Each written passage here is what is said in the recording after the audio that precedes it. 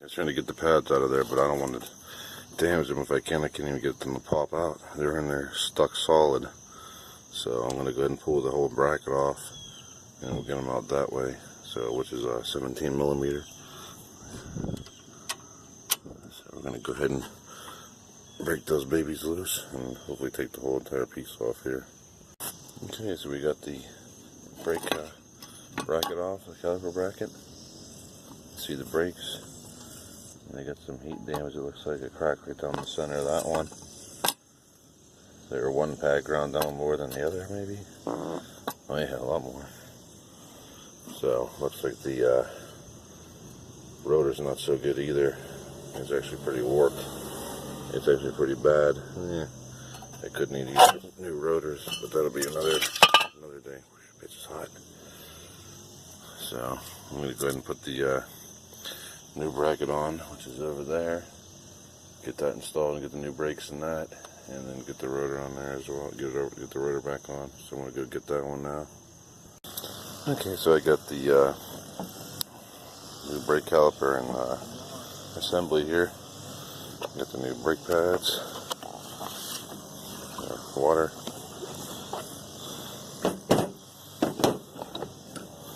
So we got our new pads there, the hardware kit. I already loosened these bolts here.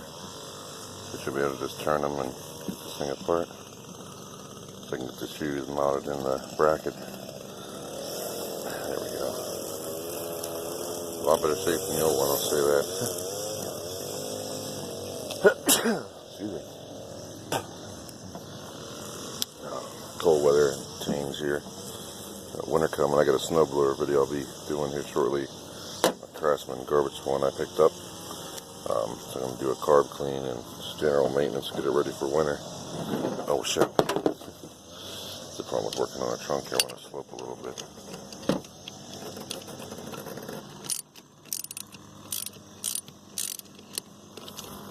Quit moving on me.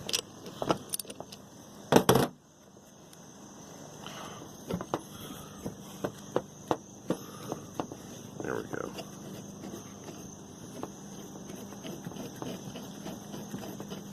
Have it loose enough. Alright.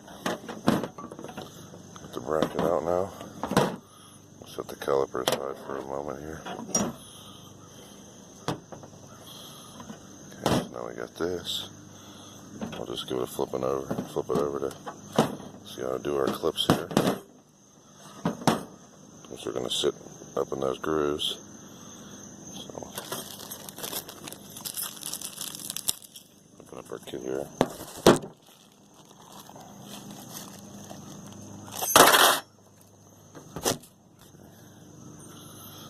Got the clips now, so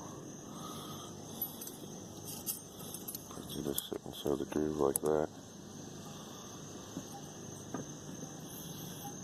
So I sit like that.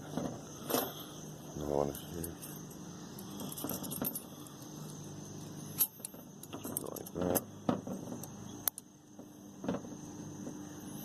I don't know what the little singular clip is for there. Something else, I suppose. So we'll put the new brake pads inside of that. So they should just slide into the little groove.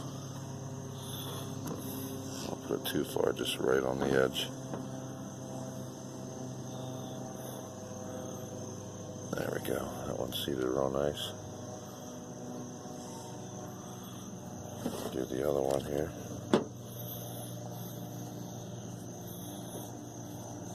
Facing the right way, of course.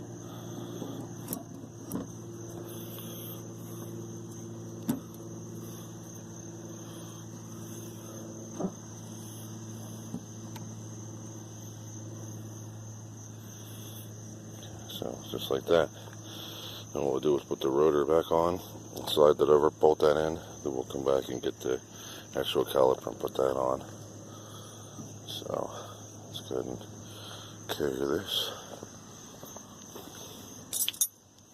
over to our assembly here. We'll put the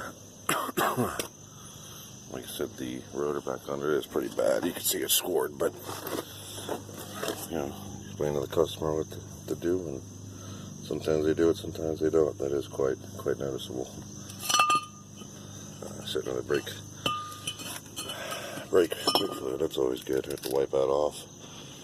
The back's got definitely some grooves cut into it, so we'll see how it goes. I'm going to reinstall that. I'll wipe this off first, like I said. So I got the rotor on. I just slid the bracket over with our brake pads, made sure we had no clearance to get through, which we do. And I'm going to go ahead and tighten in that one, start feeding in that 17mm on the top so I can get everything settled, and then we'll line the bottom one up so we can get it nice and snug. Then we'll install the caliper and put the brake line back on it and get it ready to bleed. So I'm going to go ahead and tighten that up, and then we'll get everything seated. Okay, so got the bracket in. Just tightening the bottom 17mm here.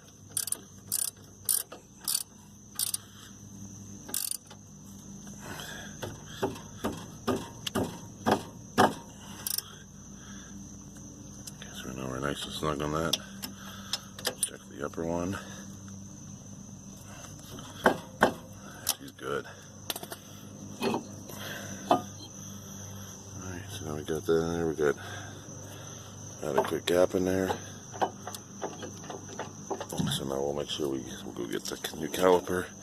Make sure the piston is all the way back.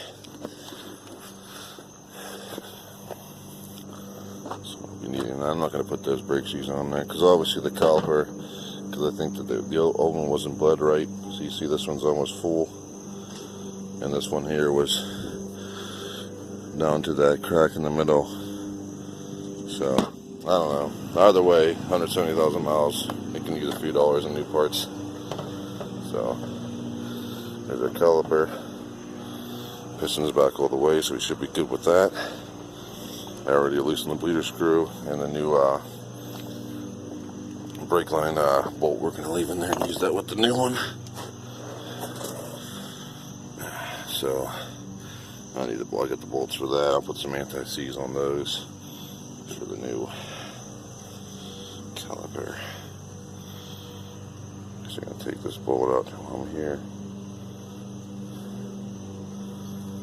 Double washers.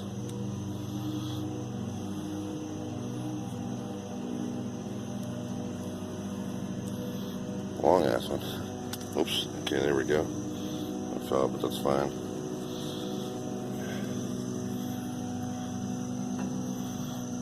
And yeah, we can go over the brakes perfect. No issue. Lined right up there. I don't know if she'll stay on there or not. Hopefully. Okay, good. I got the two bolts right here. I'm going to put some of the anti-seize on those, just so they'll come out even better next time. It looks much nicer. So the struts in the front aren't so bad, but the struts in the rear are terrible. That'll be the next thing I'll be doing on this car, will be rear end struts. But I recommend do the quick strut, because like this, the struts are already gone, and now the coil springs have been taking a beating for the last whoever knows how many thousands of miles. So it's best to just do the entire piece, not to mention the strut. The bearing plate on the top is going to be in horrible shape, so I'm not even going to plate. I'm just going to do the entire replacement and be done with it. So, but like I said, I can find the seize. Here we go. Brake lubricant. Anti-seize would really be better, but this will do.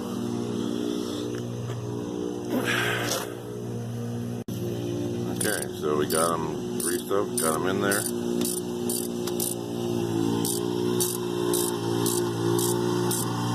Get tight now.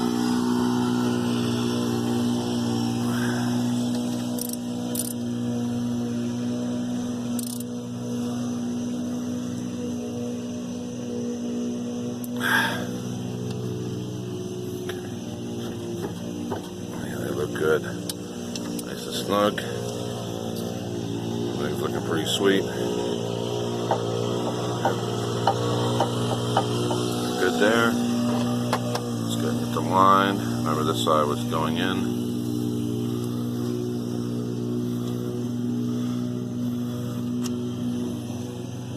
double check, make sure everything is